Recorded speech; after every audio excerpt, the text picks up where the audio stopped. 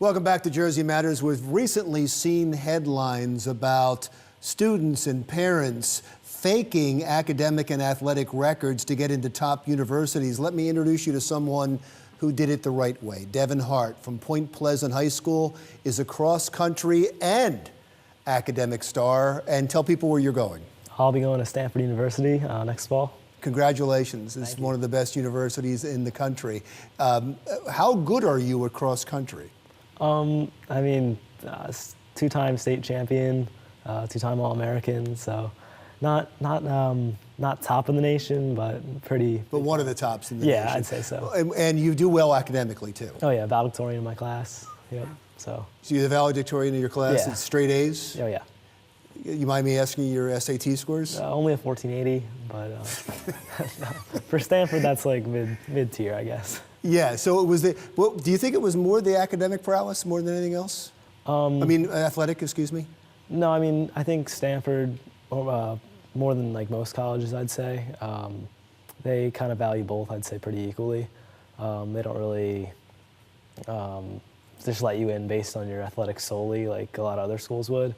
I feel like they're more like an Ivy League in that kind of aspect. Well, absolutely. There were a lot of schools that were after you. Oh yeah, right. Definitely. And a lot of it was because of the athletics. Yeah, I mean that kind of draws them in, but then your academics make them stay, I guess. If you don't have the academics, that eliminates a lot of the universities. Yeah, you're done right there.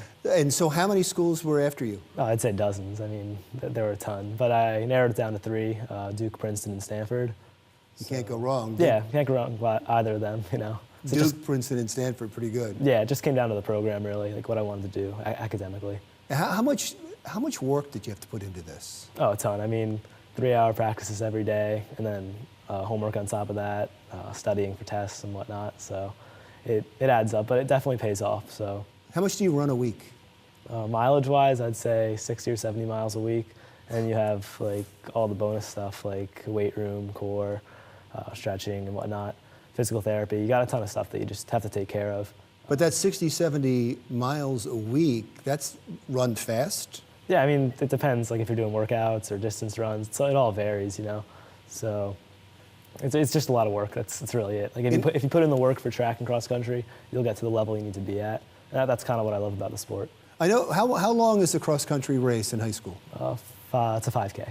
And have you run longer than that in a race? Not in like a high school level, but I mean, I've run like a few road races that are a little longer than that. But on the track, I'm mostly a 1 and 2 mile guy though. And how fast are you in that 5K? My best is a 14:44, I think. Wow. Yeah. And so that was tops in the state? Yeah, that won the. Is that a record? I think it was second in the short conference all time. So you're second in the state all time? Short conference all time. Okay, that's why you're getting so much attention. And I was fascinated to talk to you because of what we're seeing in the headlines now. Mm-hmm. You put all that time into it, all that effort, running 60, 70 miles a week, I would imagine for 4 years, and then having to study to keep your marks up. How do you feel when you read stories and you see headlines of people who are just paying to fake what you work so hard at, to get into universities that you work so hard to get into? I mean, it's disgusting because there's kids that work just as hard as I do and might not have as fast of marks as me, and they'll just get denied from these universities when these kids who just have a ton of money and their parents are famous or whatnot, they can just get into these universities. It's actually like sickening because it like changes their lives, I think.